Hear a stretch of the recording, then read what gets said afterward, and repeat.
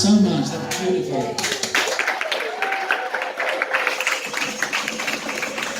And what did you think of our fantastic musicians here? Come on! That's so good, well done. And for the small amount of people that we had in the Radhe Shams, that was fantastic.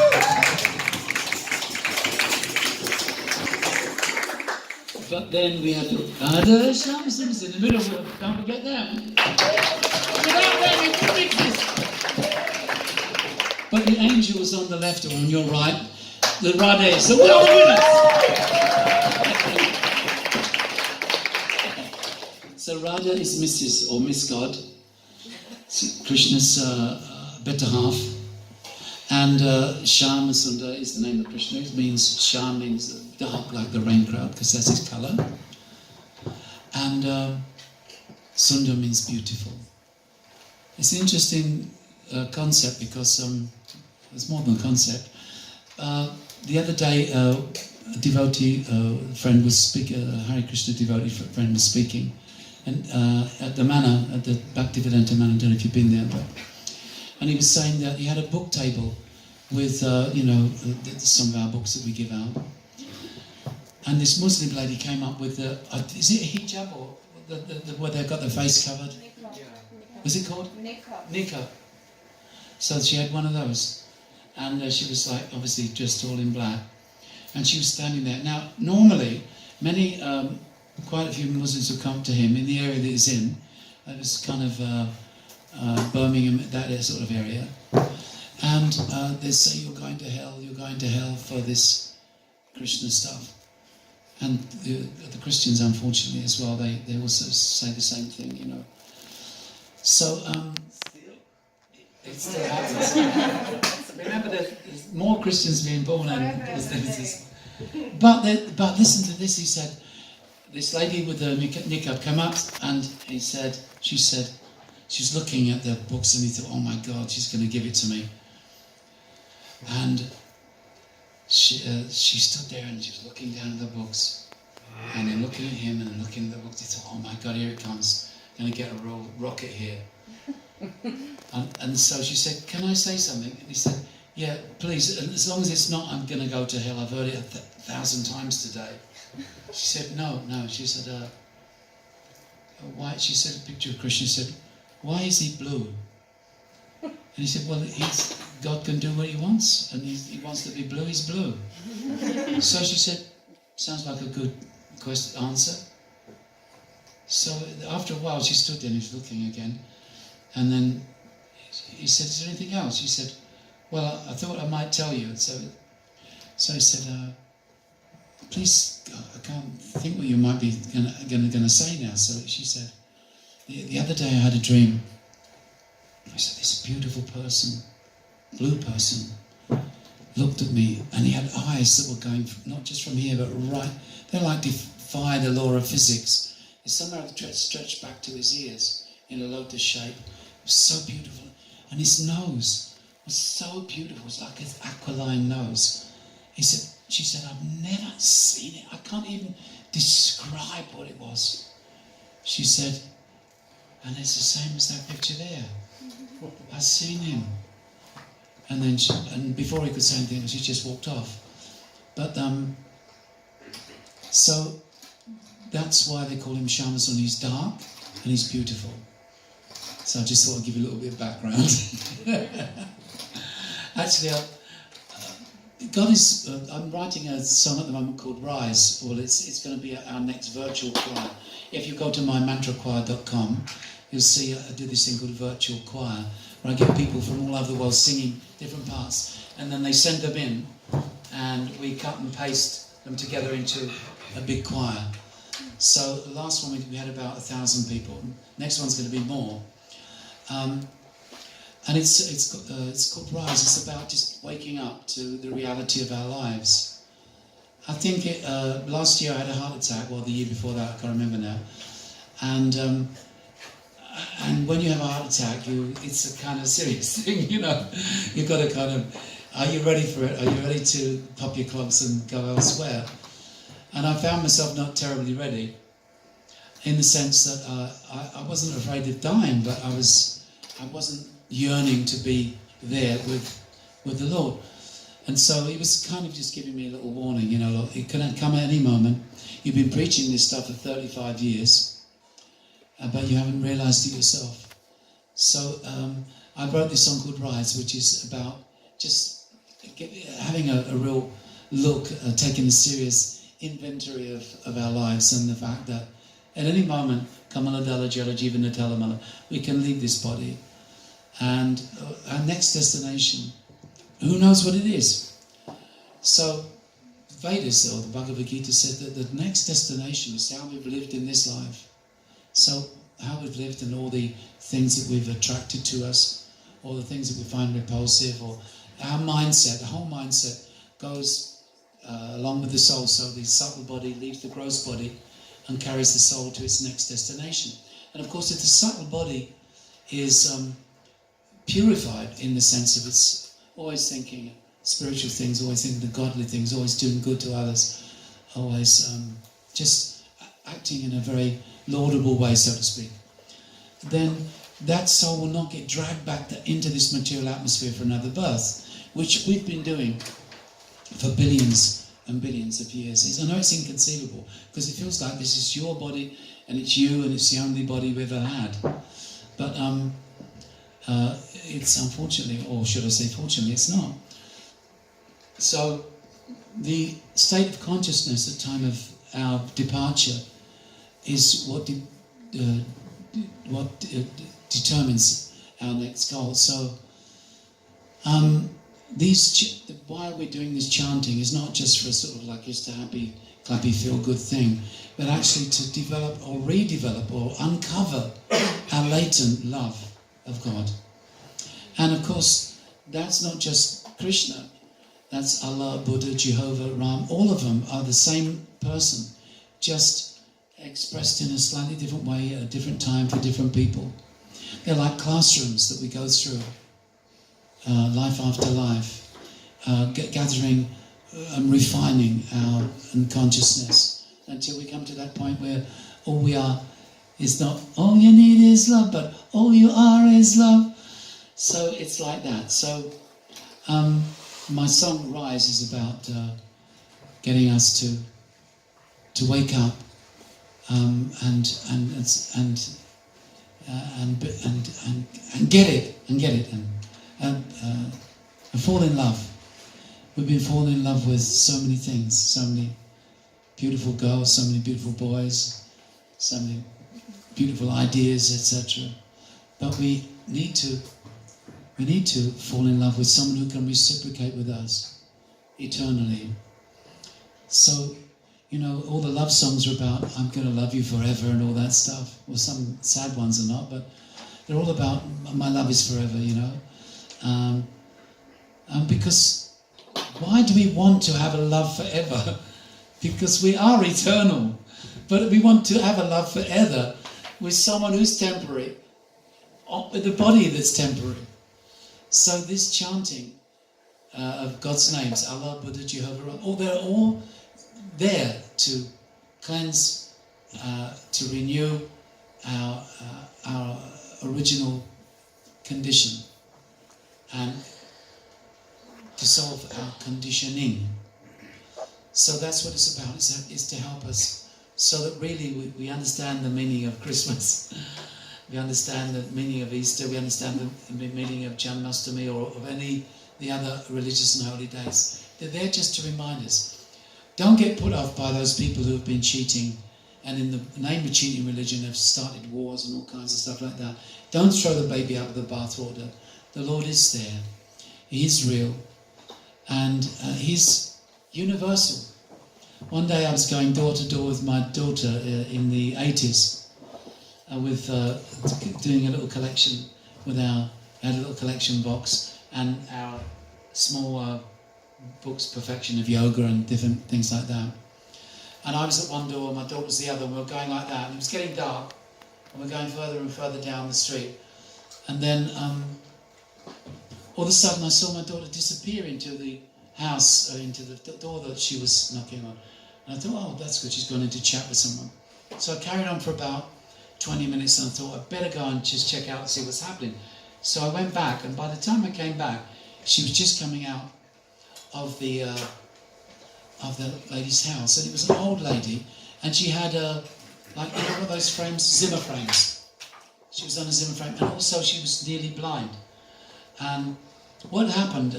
She said, "Dad, you're not going to believe this." She said, I knocked on the door and I heard her voice go, "Hello, dear, just a second." Like that. She thought, okay, it's an old lady. So took a long time to get there because of her Zimmer frame. And then she opened the door and she saw she had a collection box, and she had these books on yoga, meditation, reincarnation, all about Krishna. So she said, "Oh, just a second, dear." And as soon as she saw the box, she just thought it was a charity collection. So, and she turned her frame round, walked all the way back in. She said, "Come in, darling, come in, darling." So she come inside the porch. That's when I saw her go inside.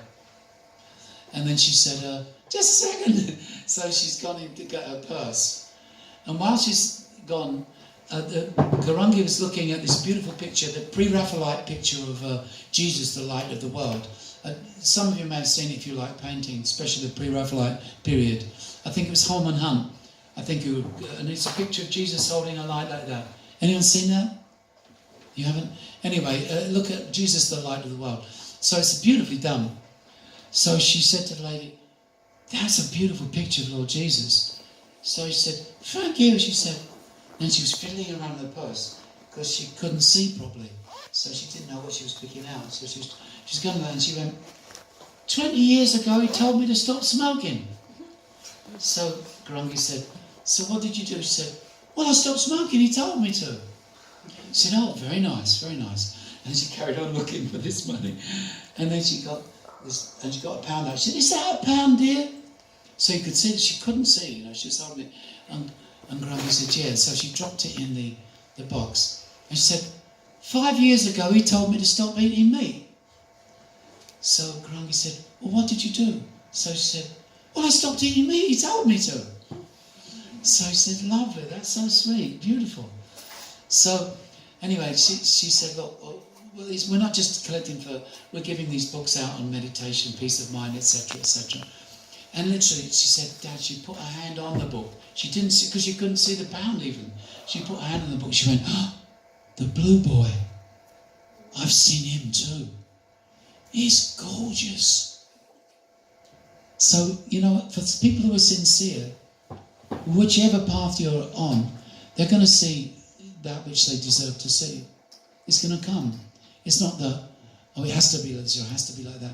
Jesus was only interested in procuring love of God out of you. He didn't say, "It's me who's going to judge you." He said, "One far greater than me will have to judge you, not me." So Allah, Buddha, Jehovah, Ram, all are Krishna, all are one. So we don't have a problem with other processes. They're all going through their different classrooms as we're going through ours. And that religion is the best, which procures pure love out of that person. Not just a sentimental, I like him, he's nice, good looking, or he's kind, or whatever, so I think I love him or I care for him. But actually, in Bhagavad Gita it says that, the dog eater, the cow, the Brahmin, the elephant, he sees them all with equal vision. So this is what chanting the holy names does. It wipes away our prejudices. And even if you don't think you're prejudiced, you'd be surprised. I thought that was how I was, but sometimes I observe myself value judging people just at a look, just one look. That's all it took. That's all. So I just and straight away they're falling into some sort of idea of who I think and what they are. There was someone gave me a lift the other day, and I thought, my God, what a strange person. And but I got to know him, and he's a very nice person, just extremely shy. You might think, oh, he's haughty, or who does he think he is? He's just extremely, cripplingly shy. So there's a tendency for us to do all this stuff, and maybe you don't, but I certainly still do. But I'm aiming for that, to get above that, So the chanting is what helps us. And prayers is what helps us. Serving others is what helps us. So that's what we do. That's for those of you who think, oh yeah, let's go along and have a good time chanting. It's actually for you, not for me. And in a sense, it's not even for God, because he doesn't, in a sense, need it. He just loves he loves love. He's an addict. You know, all of us are addicted. Oh God, this sin of people. I hate it when I walk past the bedding shop. Have you seen? Oh, it's so sad. So sad. And, you know, they're addicted to that. And then you see people in the street, they've got some drug problem or drinking problem. So sad. And, you know, everyone's addicted to something. Sometimes people are just addicted to their dog. Like, I'm a past life therapist. I've done it for nearly 40 years now. And one lady, at time of death, all that she was thinking of was a horse. She was thinking of, the only good thing that happened to me in my life was when I was on the farm. This is in Victorian times. And I used to love them lovely black horses. And next birth she was a horse. Only for one birth, but she became a horse. Because that's where a whole consciousness dragged the soul to being a horse. Because yam yam vapi smaram bhavanti tanti kalivaram. Krishna says, whatever state of being you remember at time of death, that state will you attain without fail. Also he says, if one who remembers me at time of death, they will come to me without fail. There's a difference between, you know, taking a horse. Some woman said to me, oh, great, horse, lovely, I like that. Okay, let's see you being a horse in a gypsy's knackers yard, you know, the way they work them, or the way some people treat them. Terrible, terrible, terrible, terrible, terrible. And I said, okay, fine. Now, even if you're a thoroughbred and you looked after and you love jumping over the, you know, and the crowds cheering you as you win races, I said, that'll take care of 25 years of your life. But what about the rest of eternity? We're eternal. So our eternity doesn't bode well here. You can only be happy here if you understand it to be an illusion, it to be a play. And we're dressed up in these, you know, physical forms. We're fish out of water, dying for the ocean of love. So, sorry about the preaching, but what to do? That's how I am.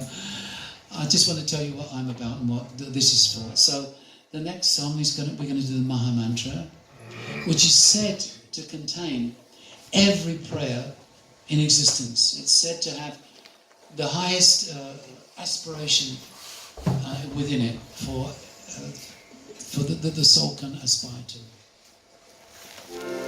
So I'll sing one part, the girls sing one part, and the boys sing the other, yeah?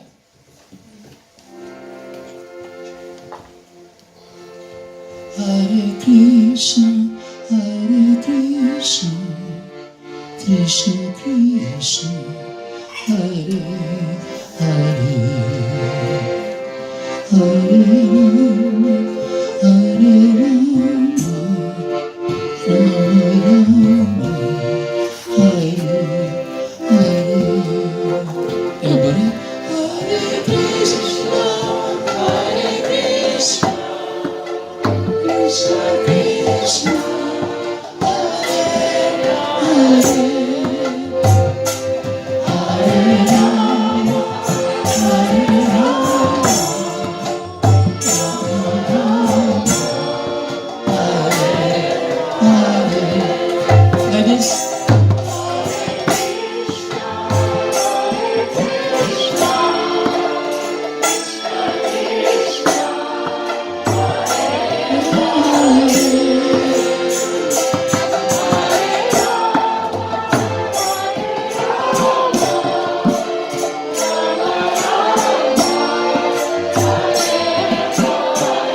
beautiful. One more time, please.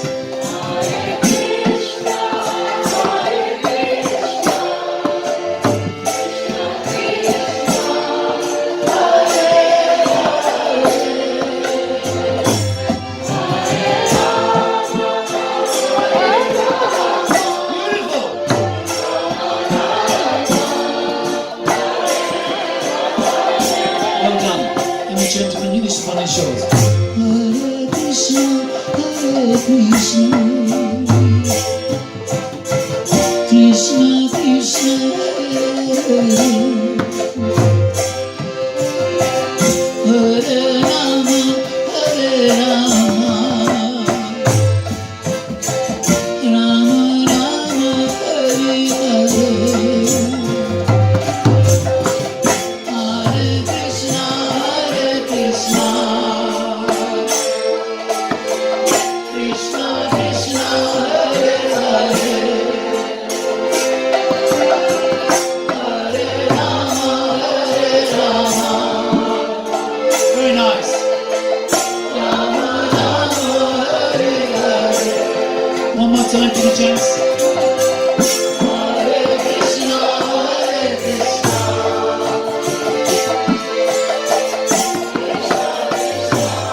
Hare Hare, Hare Rama, Hare Rama, Rama Rama. Just one more time, and I'll show you the part that I do. Hare Krishna, Hare Krishna, Hare Krishna, Hare Krishna, Krishna Krishna, Hare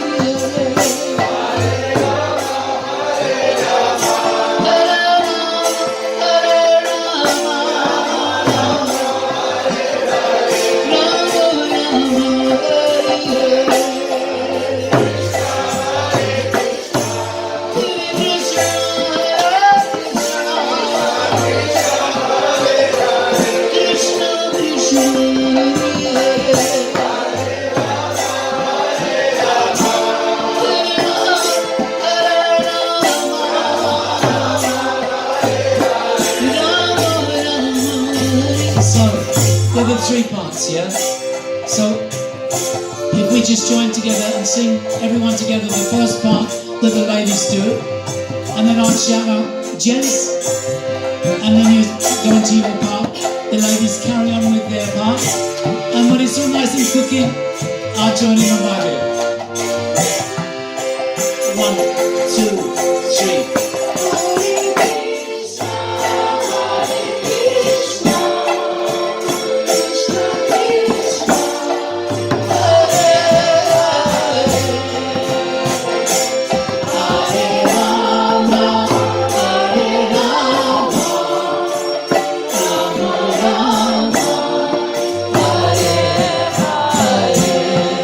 On your own.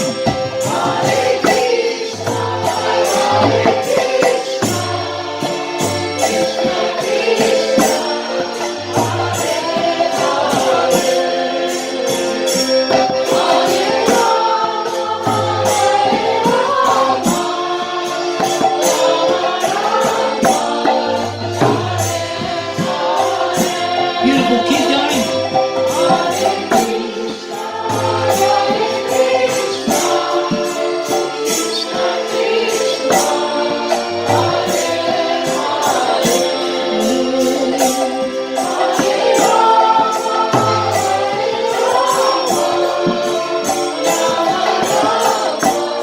Gentlemen.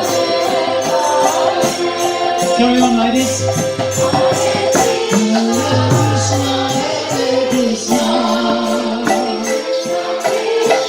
Krishna Krishna, Hare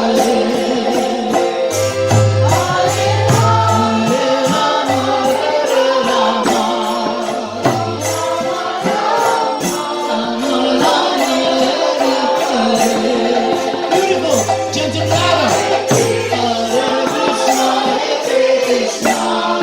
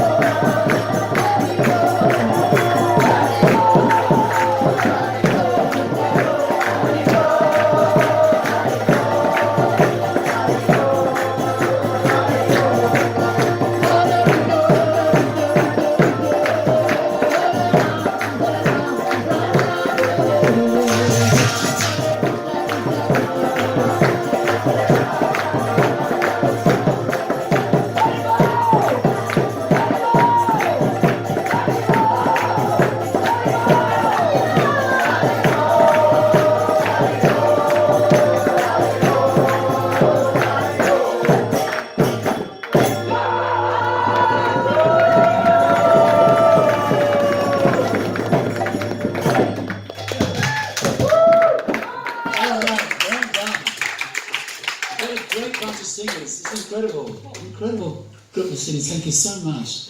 And thank you very much for joining with the cartels as well. It made a difference. Thank you. So, how much longer have we got now? No. We're out of time. Oh my God, sorry about that. So, please keep coming and keep singing with the devotees and the different people they have coming. They're all so qualified, much more qualified than me. And hopefully I'll see you next Christmas. And please bless us that we have a really wonderful Christmas. And in the spirit of Lord Jesus, we think about giving and serving rather than receiving and getting the hump if we don't get what we want for Christmas. Well, I've got my two front teeth, so fortunately, even though I'm a horrible person, they're still intact. So there's nothing more I really need except your blessings. So please give us your blessings. And if you go to mantrachoir.com in a few weeks, there'll be something about the virtual choir, which I'd like you to take part in if you don't mind. Either you can do it as a group, or you can do it. I'll just send you the part, and then you just do a selfie singing with me, and then send it in to us. Did you want to say something, Jayadeva? Krishna Lila wants to say something. Oh. Quick announcement. So